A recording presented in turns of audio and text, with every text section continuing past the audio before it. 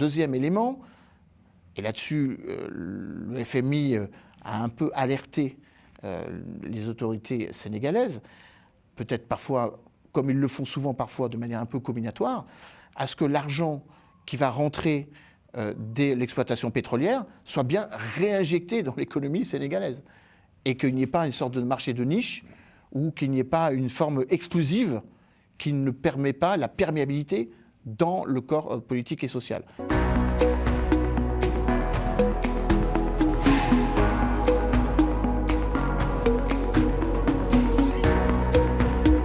Emmanuel, on en vient au Sénégal. Le gouvernement, le patronat et les syndicats ont signé un pacte de stabilité. Bon, sans aller dans les détails, on comprend ce que ça veut dire. En tout cas, c'est une concertation qui aboutit. Donc, est-ce que c'est un résultat, comment dire, qui permet de penser que les visées, enfin la vision qu'avait le président élu de l'évolution du pays est en train de se concrétiser? Il y a un bon état d'esprit, les corps constitués. Déjà, il y a un processus d'évolution. L'élection présidentielle en mars dernier, l'élection législative il y a quelques semaines, et désormais la troisième étape, c'est-à-dire les forces vives, les corps constitués qui vont soutenir l'action que le gouvernement a présentée, enfin le gouvernement du PASTEF, hein, du parti dont est originaire le président et le Premier ministre, comme une sorte de feuille de route gouvernementale. Et c'est très compliqué dans toutes les nations du monde, à partir du principe que, à partir du moment où vous avez une majorité présidentielle, désormais une majorité législative, si vous n'avez pas l'administration, les corps constitués, les forces vives que constituent les syndicats, les organisations de jeunesse ou les ONG, vous avez là pour le coup un blocage qui peut évidemment gripper le système. Donc de ce point de vue, il faut se féliciter qu'il y ait une convergence. Maintenant, il faut faire très très attention sur les promesses et les réalisations, notamment du côté de l'éducation nationale. Le président Bassirou Diomaye Faye et son Premier ministre Ousmane Sonko se montrent très disserts dans l'idée qu'il faille enraciner, inclure une jeunesse en soif d'employabilité au Sénégal, pour ne pas avoir le phénomène de l'attrition donc du développement de ce pays avec la tentative ou la tentation du départ ou l'impossibilité à employer les Sénégalais pour le bien de l'économie sénégalaise. Deuxième élément, et là-dessus le FMI a un peu alerté les autorités sénégalaises, peut-être parfois, comme ils le font souvent parfois de manière un peu combinatoire, à ce que l'argent qui va rentrer dès l'exploitation pétrolière soit bien réinjecté dans l'économie sénégalaise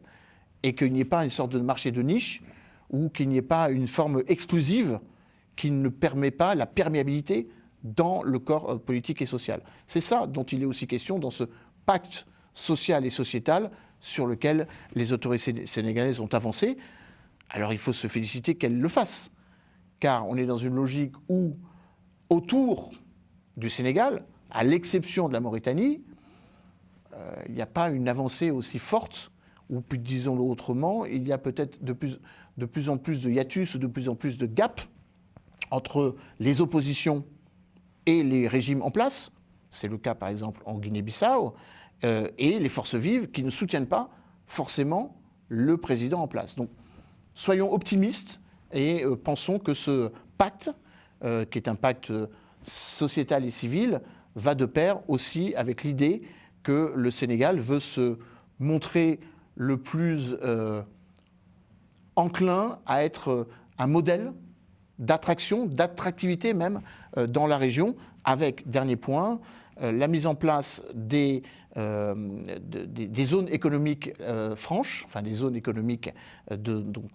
liées, zones économiques spéciales, voilà, les zones économiques spéciales, qui rapprochent le Sénégal de ses voisins pour essayer de régionaliser son modèle de développement économique, avec la Cap-Vert notamment, et aussi évidemment avec la Mauritanie. Là aussi, peut-être que ça va servir